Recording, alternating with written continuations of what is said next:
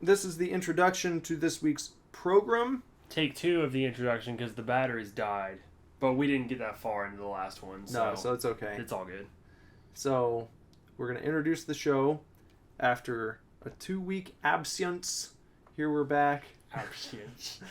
And we've got a little show of tidbits and snippety clips where we're just talking about whatever comes to mind. Yeah, it's one of those, you guys are familiar with this kind of a cast. It's just a We're gonna bring you an actual kind of focused show. We're gonna talk about He-Man next week. Yeah, we'll talk about He-Man next week. But we didn't get a chance to do that. We've not caught up on our He-Man in sufficient fashion. Yeah. But we'll have time to when we're not in the studio next week, because this is the final show that we're going to do before we start recording our new album. Woo-woo. We start on Monday. We talk about that more in the actual episode. Yes. Anyhow, if there was ever a time to follow us, now is the time. Now is the time. You can check us out on Facebook.com/SuperDivorce, Instagram.com/@SuperDivorceBand, Snapchat @SuperDivorce. Well, I think we should really try to get on the Instagrams and the Snapchats during recording. We will during recording for sure. So we'll do that. Make sure you send us an email or add your email to our mailing list at superdivorceme.com. Mm-hmm. What else am I missing? Twitter @SuperDivorce. Yeah. Twitter.com @SuperDivorce. And then if you want to follow me on social media, just look me up at Nicholas Villars. And you can find me on Facebook somehow, and you can also find me on Instagram @BenderButt. And with that, enjoy this week's program. Enjoy, chefs. We are not getting a divorce. We are not getting a divorce. We are not getting a divorce.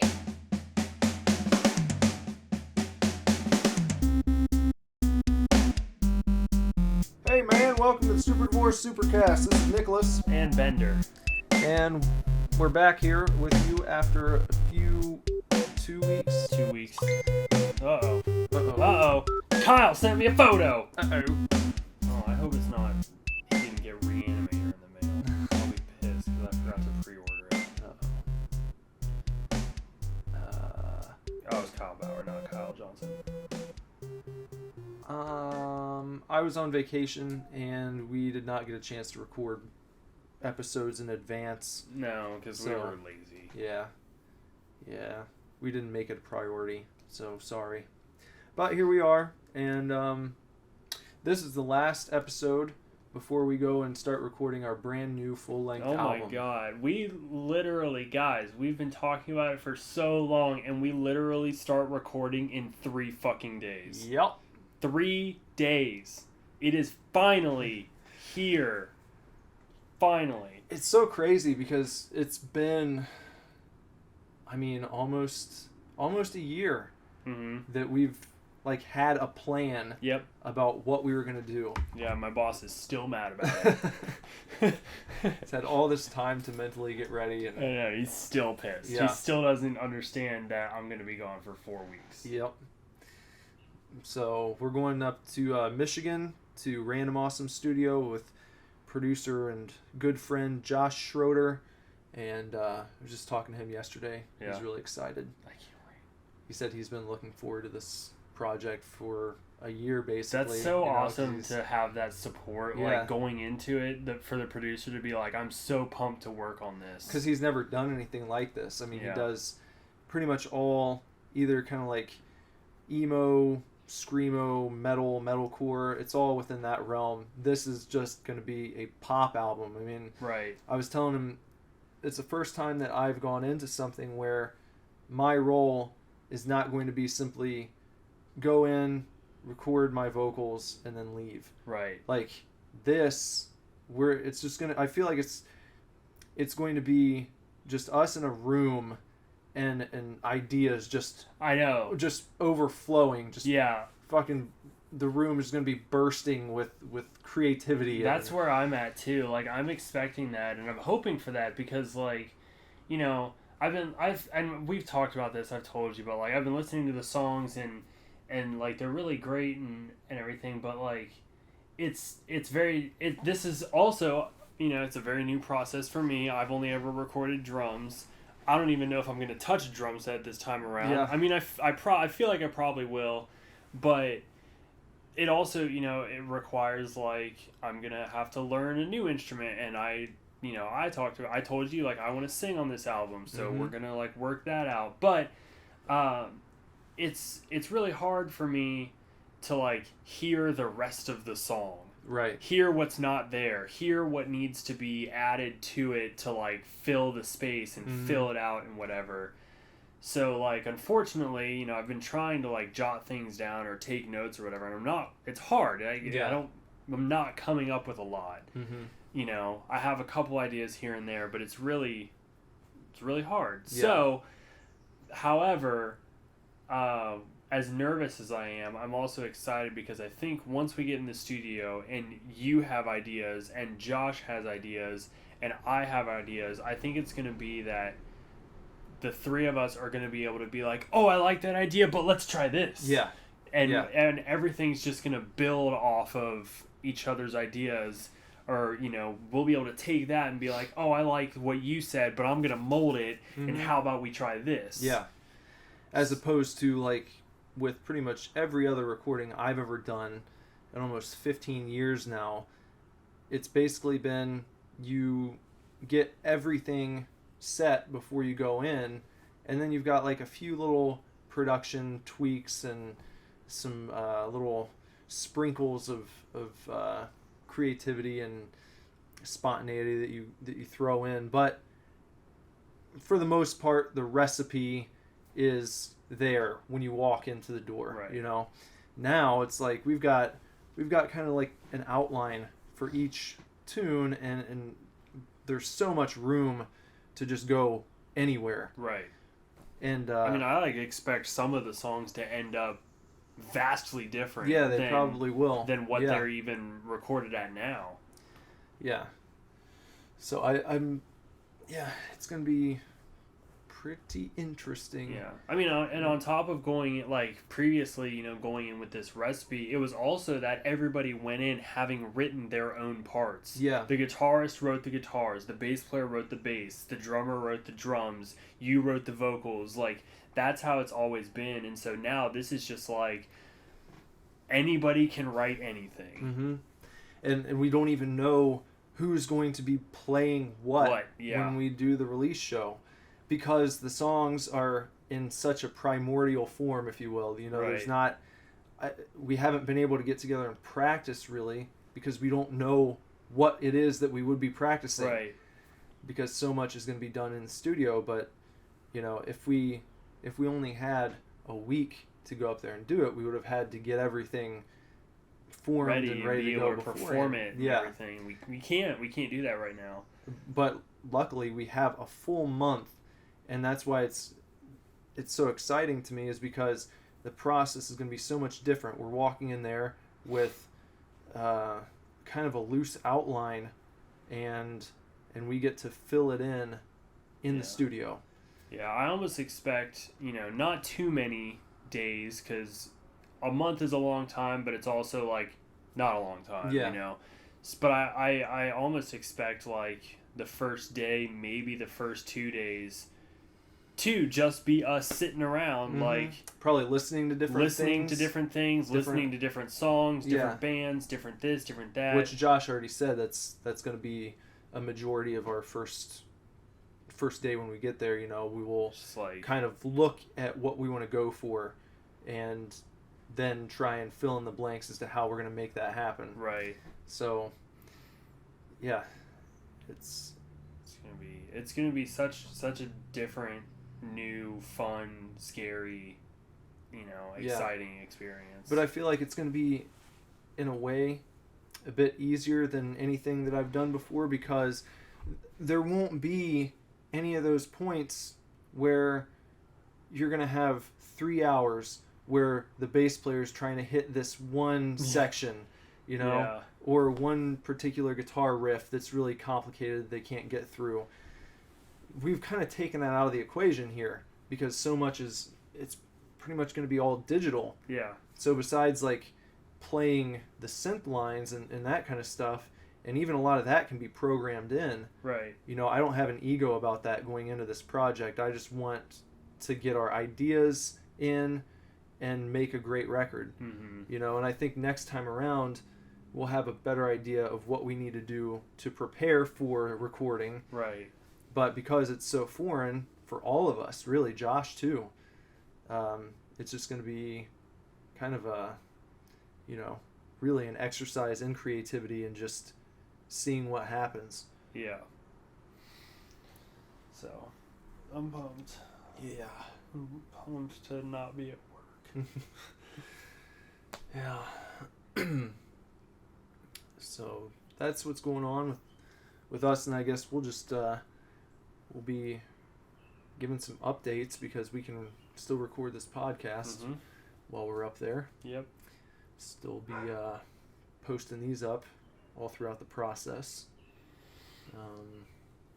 Yeah, well, probably, I would assume we can probably get back on track next week and even watch He-Man together. Yeah. And then watch He-Man together and then talk about it next week, as well as give you guys an update on what we've been doing for the first 5 days of recording. Yeah. We get to go back up and stay with Don Bauer. Yep. At Hotel Bauer. The guy who is recording us, Josh, his father-in-law basically runs kind of a hotel. Mm-hmm. It's his house, but all the bands that come through, they just are allowed to stay there. And they used to be Don and Irene, his wife Irene, who was just awesome. Unfortunately passed away last year, and she loved all the bands that came through. So does Don. They have an entire I guess a pantry door kind of. Yeah, and it's just filled with pictures and newspaper articles and notes and yeah. just things from all the bands and signed things from every band that stayed there. And my first band has a picture. Well, not my very first. My first band that stayed up there, the Great American Beast. There's still a picture of us up there from like 2009 when we first recorded with Josh. So, but yeah, Don has kept that tradition alive and still lets all the bands and artists come through, and they don't. He doesn't ask for any money. There's food. Yeah. There's comfortable sleeping arrangements. Just take great care of everyone. So yeah, it's really awesome. It's like going and staying at your grandparents' house. It's another thing I look forward to from going up there. I want to go back to that bar that we sang karaoke at the last time that had the big ass stage. Yeah. We'll have to do that. It was like, I just remember it was close to Hooters. Mm-hmm. Yep. Because that's where we had dinner. Yep. Played miniature golf. Yep. And I always have to go to Brooklyn. I think it's Brooklyn Boys. Is it that pizza place? Yeah. Well, we ate dinner at an Italian place. Was that Brooklyn Boys? Or yeah, I think with so. the garlic knots? Yes. Yeah. Yeah. Yeah, that's where we did have pizza there. The bar was like on the same strip as that because we just walked and we were like walking back to the car or whatever, and then saw that people were singing karaoke, so we went in. Yeah.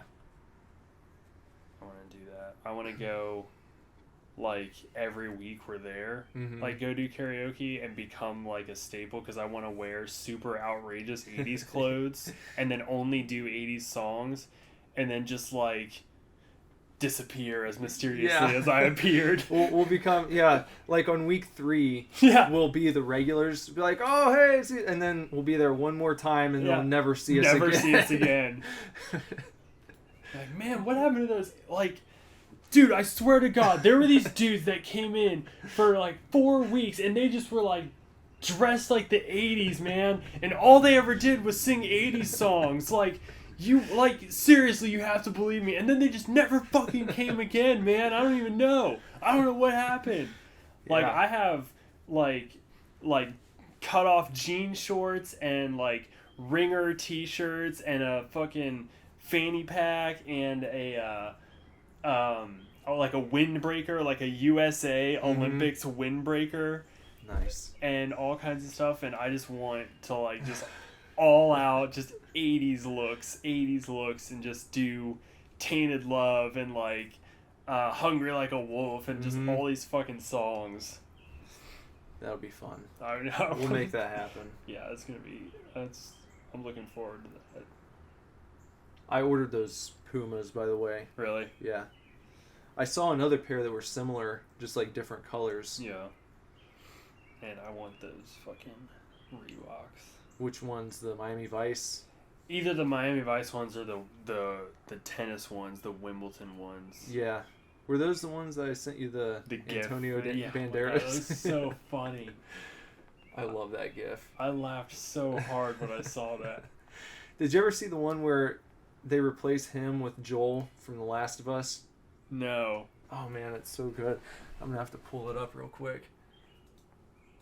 Let me see. But here. yeah, those Miami Vice Reeboks were Yeah. so good.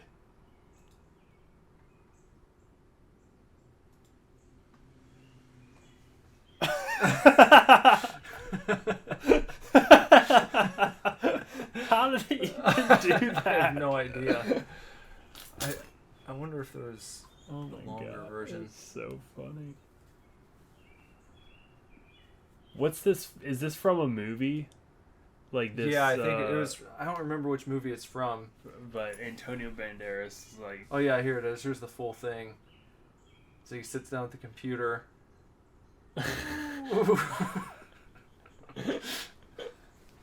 If you haven't seen this GIF before, just look up Antonio Banderas GIF, and he's like, you see like a balcony in the background. Yeah, and he just sort of like leans back in his chair and kind of like brings his fist up to his mouth. It's Like he just like he saw something so good.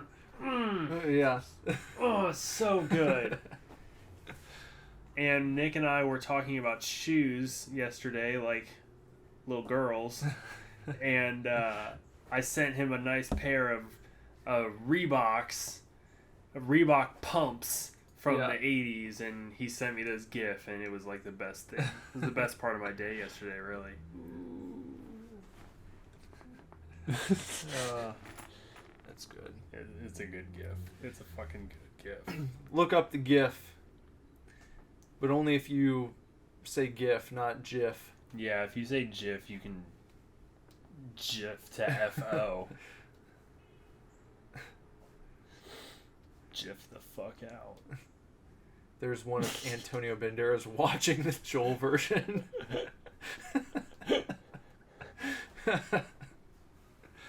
Oh, that's good. Fantastic. Yeah. So, what else? Oh, that reminds me. I beat Breath of the Wild while we were on vacation. Oh, yeah? Yeah. What'd you think? Awesome. Yeah. Yeah. There's still, like, I have plenty of side quests left to do. Right. I did like the main, really, I mean, shit. They've got like on your menu, your main quests, and then side quests and shrine quests.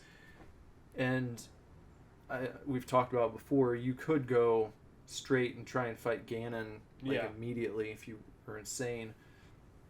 But there are like 4 guardians that you have to unlock to try and help you in your final battle. And I did all of those and then went and fought him. And it was a pretty cool boss fight too. Mm-hmm. That's cool. Yeah. I haven't beaten anything or done anything. Yeah, I feel like the nostalgia is so strong for Ocarina of Time. Yeah. But I feel like this has to be the best Zelda game that they've ever made. Mm-hmm. You know, you just play it and just feel so enthralled and drawn into that world. It's great. That's cool. And I it's also cool to hear that like they're gonna keep that open world format for like the entire series moving forward. Really? Yeah. So eventually Legend of Zelda is gonna be like as big as The Witcher. Yeah, it probably will be. Yeah. So that's my gaming that I did. I also started playing the Bomberman game, which is fun. Have you ever played Bomberman? Not the original. I played like the Bomberman 64 games that were like actual like platformers. Oh, okay. That were really difficult, like because N64 tried to take all of the classic platformers and make them into 3D platformers, and they were all really, really hard. Like Mega Man 64 was fucking terrible. Yeah. Yeah, I started that, and then Puyo Puyo Tetris. Have you heard of that game? No. It's like, it's Tetris and another game called Puyo Puyo, and it's kind of like Dr. Mario. A little bit, with like these little blobs that you have to move around. You have to get like 4 of each color in a row, and they disappear. Okay. But it's neat because you can play like versus an opponent.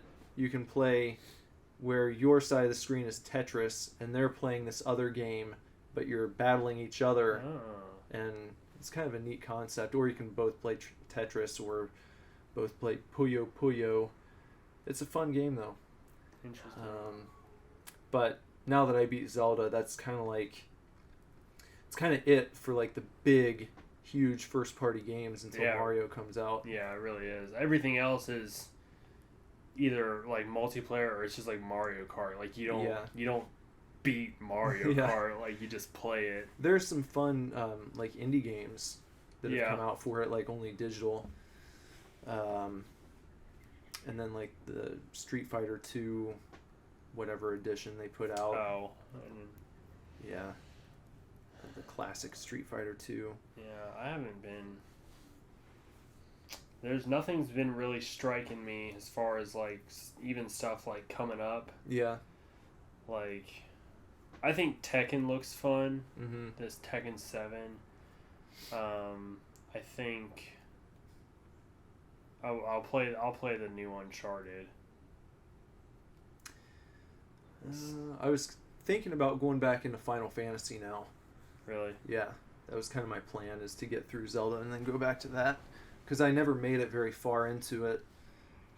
I think I'd played maybe 5 hours or so, and then Zelda released, so I've just been on that. Really I remember talking about it with you, and you were telling me where you were, and I was like, you have done nothing. Yeah. Did you ever get further into it? No. I can't handle that game. No. Okay. I can't. Well, it's the same with like I loved Horizon Zero Dawn, and I got so far into it, and then just was like, all right, done. Like, didn't beat it. Nope. It's one of those things that I'll probably, much like I did with Tomb Raider, like I played so much of it, and then I was just like, all right, now I can't play it for like a year and a half, but then eventually I'll probably want to beat it, you know. But I was just, I don't know, I just got bored. I got tired of it. I also saw Wonder Woman. Yeah. While we were gone. And I saw Logan. Mm-hmm. So. Did you buy Logan? No, but I want to. I want to watch Logan Noir so bad. I still want to watch that. I've got it sitting downstairs, but I haven't had a chance to yet. I want the Best Buy Steelbook because it had like new original comic art. Did you see the? Where did I get? I think I got mine at Target. Did you see that version of it? No. Did you get a Steelbook? No. Oh. It's like an actual book, and it's got like, I'm gonna get it real quick. Okay, get it real quick. Okay. I'm gonna talk about. I don't know what I'm gonna talk about. Did you guys see Logan? There's this other movie coming out called It Comes at Night. It's put out by the production company A24. Oh, I was giving them a rundown of this other movie, but let me see this. like a real... Is it like a photo book type deal? Yeah. You know? I don't want to... Oh my god. Well, it's never going to Not come coming out. out? No. It's stuck. You'll never get to watch this movie. No! Have you gotten it out before? Yeah. Can you like shake it? Shake it like a Polaroid picture?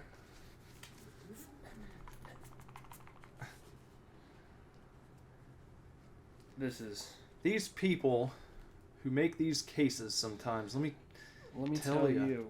I don't want to rip it. I don't want Let's to do see. anything bad. Let's see if I can make this happen here. It looks like it's kind of starting to. Maybe It's just probably too thick. Yeah, if you pull those out. there's the Logan Noir. Let's see. That's just like it's so sweet. Maybe now. Logan Noir. There we go. Yeah, it's just too thick. Yeah. That's what she said. Yeah.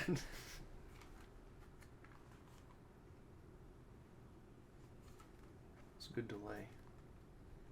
It's good timing. That's pretty cool. So what do you think? That or Steelbook? I don't know. This is pretty rad. All these black and white pictures. Mm-hmm. Yeah, I do like this. This is such a good movie.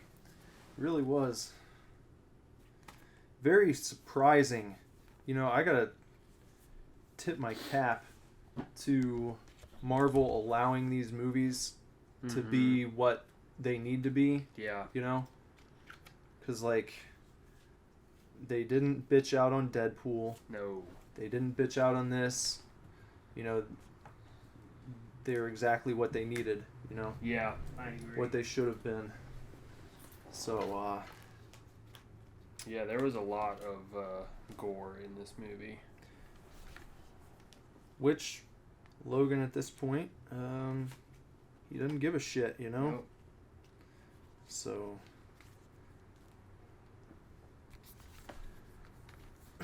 I think that they did the story justice to the extent that they could without just doing an exact copy of the comic. Yeah, you know. I haven't read it still, and I'm not like fully aware of everything that happens, but I know that there's more characters involved, Mhm. like Hawkeye and Hulk are in it, and Yeah. different things like that, and it's just kind of like I feel like they did the right thing scaling it down to just Logan.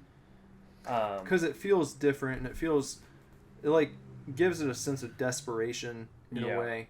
It doesn't feel like an over-the-top comic book movie. No, you know? and he really seems like he is the only hope for this girl. Like even though I don't think that they help out much, of course I don't know, but even having the Hulk and Hawkeye like present in that universe, I feel like, you could have spent the movie asking like, well, why didn't you just go to them? Like, why don't you just go get help? Like, the fact that they talk about how there's no more mutants and Logan is still there and everything, it feels like he's the only one that can do anything about this. Well, in the comic, in Old Man Logan, like, the desolation of the world is kind of due to the fact that, like, the world map is split up into territories, and, like, each territory is lorded over by a different supervillain. Mm-hmm. So, like, Doctor Doom has, like, his own country, basically, and then the Kingpin has his, and so that's kind of how it's split up. Right. In this, it's more, just the fact that the mutants have been kind of wiped out. Yeah, the mutants are just gone. Yeah. And there's a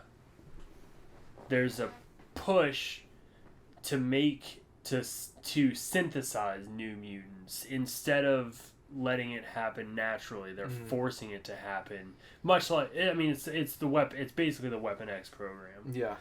I guess that is what it is. They just don't name it that.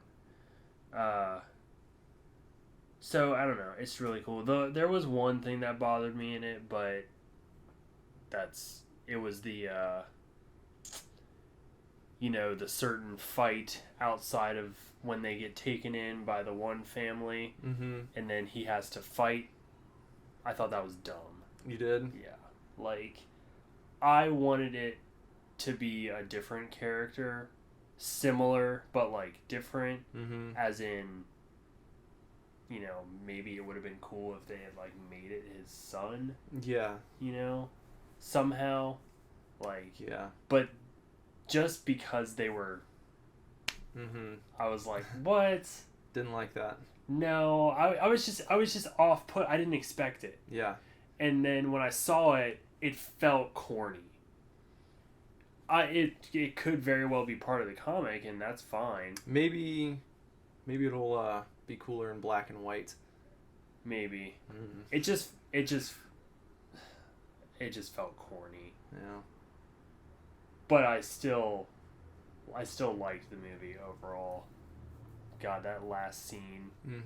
She like turns down the cross. Yeah. Fuck, that was so good. Yeah.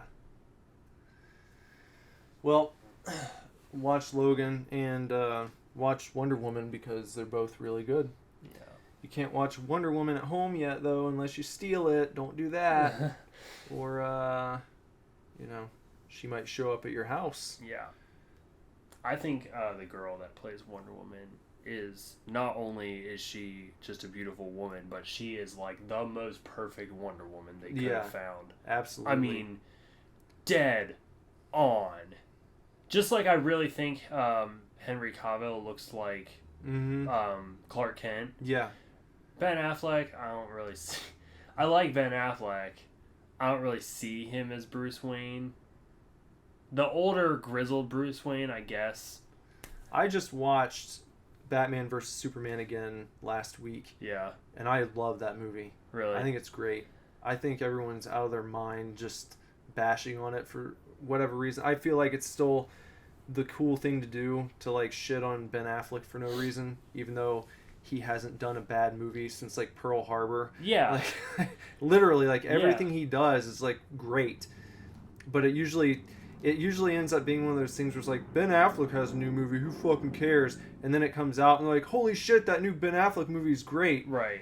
But like, for whatever reason, people still shit on the Batman vs. Superman movie. I don't know exactly why. I guess there was the whole thing where I remember Bob being super butthurt about him like supposedly killing people and I mean, like, I know you don't agree with that because we've had plenty of heated debates, but, like, I see where Bob is coming from. Like, there was never, I don't think that there is a blatant, like, he shoots the gun on his car and it hits a person and they die, but I do agree that he puts the people in a situation that they would not survive. Like when he attaches the tow cable to the car behind him, and there's like 4 people in the car, and by the time he lets that car go, there is no way that any 4 of those people would be alive.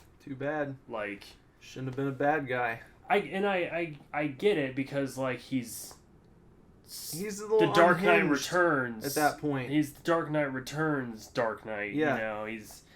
He doesn't really give a fuck, but at the same time, he still isn't killing people in Dark Knight Returns unless you count Joker. But I mean, I'm not as bothered by it as Bob was. Well, I get it. I understand if you are a huge Batman fan and you really adhere to that whole, like, he doesn't kill people, that's his thing. If if that's what you identify with the character, then I can understand why you would have a problem with Batman vs. Superman. But if you don't care, then it's still I guess now that I'm thinking about it, I'm recalling some of the complaints people had, and it was like, they didn't like, I almost said Mark Zuckerberg. What's his name? Jesse Eisenberg as Lex Luthor. Yeah. Which I'm not like I'm not really a Lex Luthor purist. No. I don't know really many people that are. Lex Luthor is such a weird character because he beats Superman all the time, and he's just a fucking dude. Like, he's just a rich guy. Superman has some of the weirdest arch nemesis. Yeah. Like, I don't understand. Well, I think it's like the pairing is because the reason he's able to get the best of him is because he is so much the polar opposite of Clark Kent or Superman, like intellectually, morally, ethically, that he's willing to do just about everything that Superman is not willing to do. Yeah. So you could use that against someone, even if you are technically underpowered physically. Yeah, but he always has that, like, mech suit now. Yeah. Maybe, I don't know if they're going to bring that into the movies. I hope not. I feel like he's had that for a long time, though. I think he has. I feel like it's like when I think of Lex Luthor You think now, of him in his suit. I used to think of suit. like Gene Hackman, Yeah. from like the original movies. Now I think of him in his big mech suit. Yeah. So I don't know. Because he is often portrayed in that big mech suit. It's dumb. Even in Blackest Night, he's in that suit when he becomes a Orange Lantern. Mm-hmm. Yeah. Yeah. I think it's... I don't like Lex Luthor. I will not complain about Jesse Eisenberg as Lex Luthor, but I think that he just looks young. Yeah. Like, but Lex Luthor had to be young at some point, so I mean... He did. And you get him in the traditional shaved head version at the very end. You do, and that's fine. It's just like, I guess Superman is supposed to age, like, slower or whatever because he's from Krypton. But, I don't know. I guess they don't... They sort of do, but they don't just, like, straight up establish that this is a young Lex Luthor. It's just like, okay, this is Lex Luthor. And what you're bombarded with in the comics is sort of like a mid-30s, successful businessman. And in this movie, you get, like, a 20-something Mark Zuckerberg type businessman. Yeah. And it doesn't quite fit your vision of what Lex Luthor is. And like I said, I just think physically, just Jesse Eisenberg just looks young. It's almost like they gave the role to Michael Cera. Yeah. Yeah. He does a great job. Like, I think he's a good actor. I just think he just physically looks young. But I'm not mad that he's Lex Luthor. If they can capture, like, whatever they captured for Wonder Woman moving forward, they'll be fine. Yeah. They just have to, like, get their movies on that level. Go back and, like, they're watching game tape or something and figure out, like, all right, what do we do here that we've not done on any of our shit leading up to this, you know? Even being someone who loves Batman versus Superman, I'll still admit that Wonder Woman's a much better movie. I think I told you I'd put it in my top 3 superhero movies. Well, you said Dark Knight, The Dark Knight. Christopher Nolan's The Dark Knight is number 1, and then it's a constant shift between Logan and Wonder Woman for 2 and 3. Yeah, it is. And I think I'd probably put Doctor Strange at number 4. Really? I just watched Doctor Strange, and I, wasn't that impressed. Really? I mean, I loved it. I thought it was good. It was a Marvel movie through and through, But, I just was kind of like, okay, well, there's another character just kind of one down. I thought it was, to me, better than Age of Ultron. Well, yeah, okay, I can agree with that. I don't know. Probably it's better than Iron Man 3. Well, I guess if I put it where I put it, I think it's better than all of the other Marvel movies. Something about it I just enjoyed. I like that character for one of those reasons. I can't exactly tell you why. I just think he's a cool character, and I thought the movie was, it did a great job at capturing what I wanted from a Doctor Strange movie.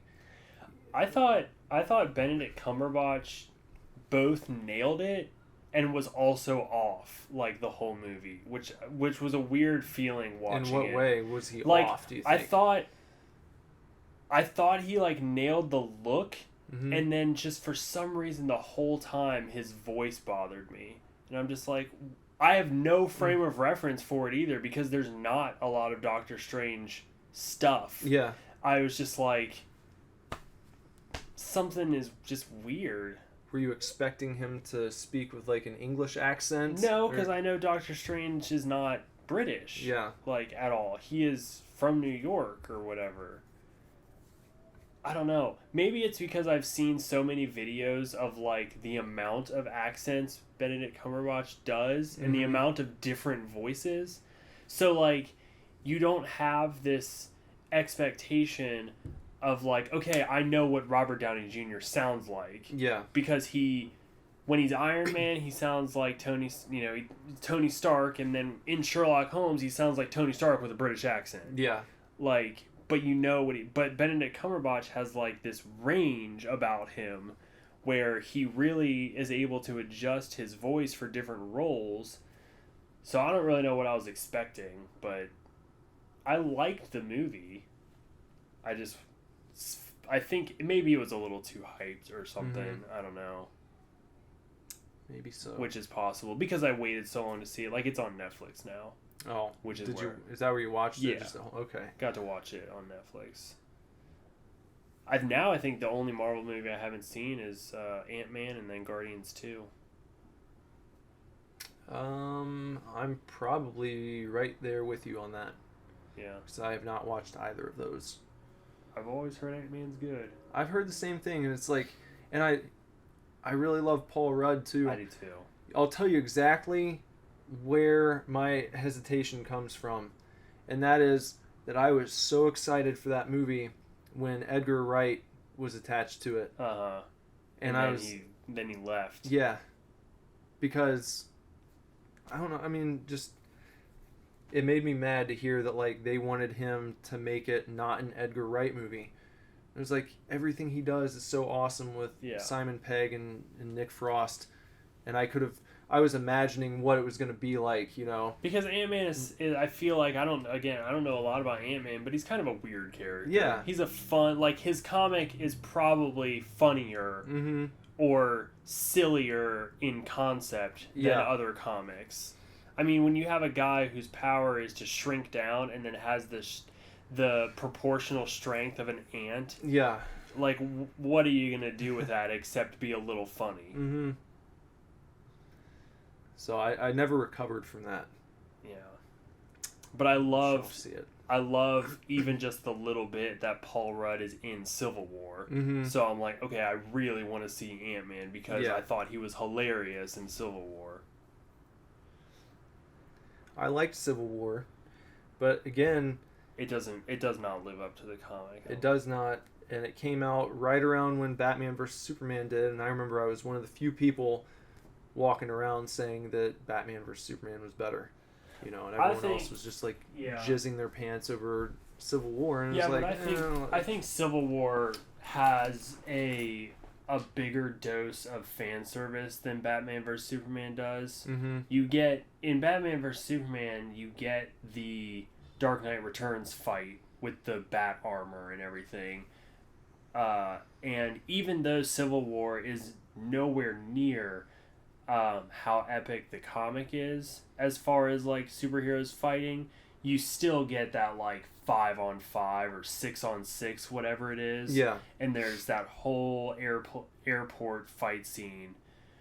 And it's just, like I said, it's just fucking fan service. Yeah. Like, hey, you want 12 Marvel heroes in the same movie? You want them all to fight? Here you fucking go. If they could ever get to the point where they're able to do Secret Invasion, oh my god, that would be amazing. But I don't know if that'll ever happen because that was such a huge event. Yeah. But the fallout from it is great too. And I'd love to see a Dark Reign movie, but I don't know if that would ever happen either. See, like, a Dark Avengers movie, that would be so cool. I don't even know what their plan after Infinity is. I don't think they have.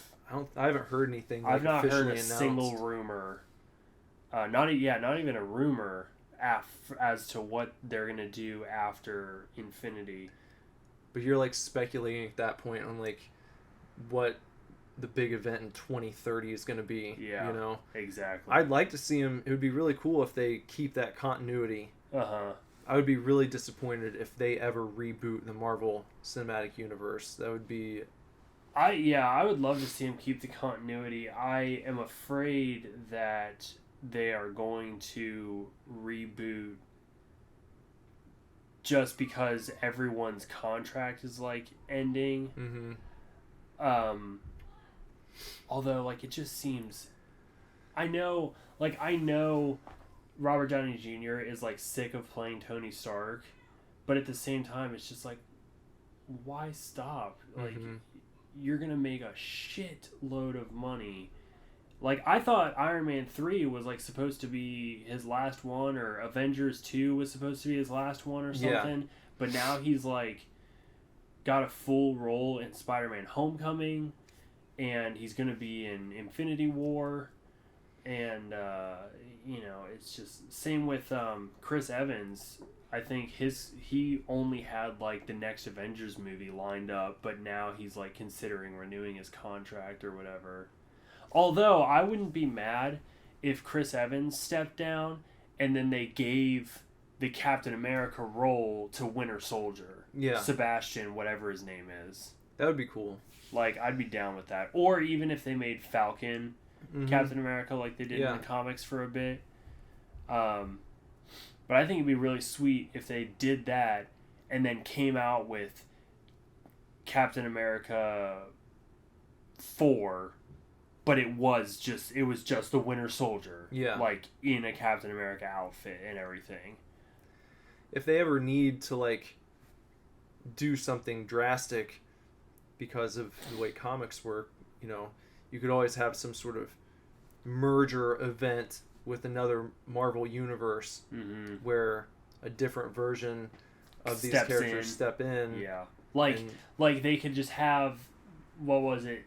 They could do the new version of Secret Wars where, like, if people's contracts are ending and they can't, you know, then they finally decide they don't want to continue anymore. They could be like, okay, well, Avengers Secret Wars, and the movie is their dimension crashes into another dimension. Yeah. The dimensions become one, and then you meet your new Captain America. And the old one dies. And the old one dies. Yeah, they kill Chris Evans, and then, you know, Chris Pratt comes in as Captain America. Yeah. Speaking of Chris's, Chris Pine is great in Wonder Woman as well. Yeah. Yeah. That's cool. I'm excited. I think I'm finally excited for Thor Ragnarok because I forgot that Doctor Strange was going to be in it, but he is because of there's the bonus scene at the end of the movie where he's sitting down with Thor. So, like, I think that's going to be cool. And then Doctor Strange is also going to be in the next next Avengers, I think. I still disagree with the haircut. The haircut. Oh, yeah. Thor. Yeah, totally. Totally disagree with that. No. Not working. I don't like it. But at least they're working in Planet Hulk, though, a little bit. So I guess that'll be kind of cool. Yeah. I think it looks like a Guardians ripoff, but number one, again, like I said, Doctor Strange will be in it, which I think will be fun. Number two, I think Hela is a really cool villain. And number three, even though I've never read Planet Hulk, like, it's still cool to have Hulk in it because they're not giving him a solo movie. Which I don't get. I don't either. It's like when everyone knows the Hulk. Yeah. You know? Now, it seems like an easy cash grab, if nothing else. Here's a new Hulk movie, you know? People go watch it. Don't want to give Ruffalo his own flick, I guess. I love Mark Ruffalo. Have you ever seen, like, GIFs or videos of celebrities reacting to other celebrities? There's one of Mark Ruffalo, and he's on the red carpet, and Paul Rudd is, like, doing an interview or whatever, and Mark Ruffalo, like, walks behind him, and he's, like, mouthing to the camera. He's like, is that Paul Rudd? And somebody must just be like, yeah, and he's just like, And and then just like walks behind him, and it's just like, okay. I was watching, I don't know, it just comes up on Facebook, but I was watching one yesterday where like Jennifer Lawrence was in two of them. She like freaks out because Jack Nicholson like says hi to her, and then another time she like runs up to Jeff Bridges and like interrupts an interview, and she's like, oh my god, like I'm such a big fan and everything. And Anne Hathaway was like freaking out because she was arm's length away from Mariah Carey.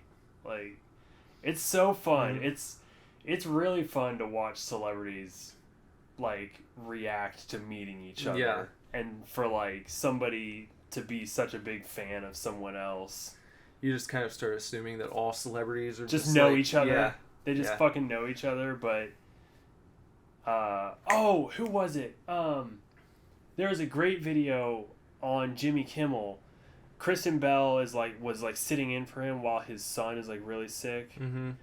And Adam Scott from Parks and Rec was on, and he was talking about how when he was 5 years old, he wrote a letter to Mark Hamill and invited Mark to his birthday party. And it was like right after the original Star Wars had come out, and he was like obsessed. And so he like wrote him a letter and like invited him, and was just, you know, like, I just figured, you know, if he wasn't busy or whatever.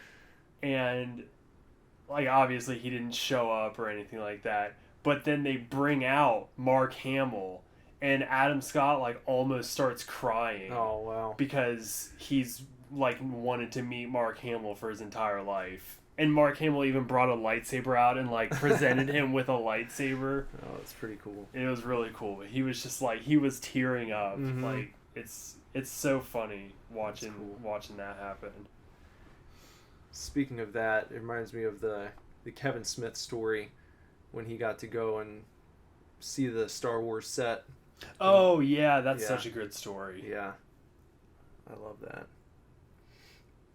I loved him talking about walking up the ramp to the Millennium Falcon. Yeah, and about just his years dropping away. Yeah, just getting to the top and just like crying. Yeah. Because he was standing on the Millennium Falcon. And he said at that point, he was like 8 years old, you know, just totally caught up in being a fan, you know. Because when you're making movies for your whole career, it's just like, as he says, I think, you know, you see behind the curtain so often that kind of you lose your ability to be wowed by anything, even though you may like films, you know. It's like you may see the new Star Wars when they came out before, and it's like, oh, that's cool that Star Wars is back. But like, to be there and see, especially what J.J. Abrams had done with bringing back so much of the older stuff, I think it was really magical in that way. So, well, we're about at our limit for today, folks. Yeah, folks. So, the next time we come back here, we'll be in the process of recording our full-length album. So, until the outro. Yep, until the outro.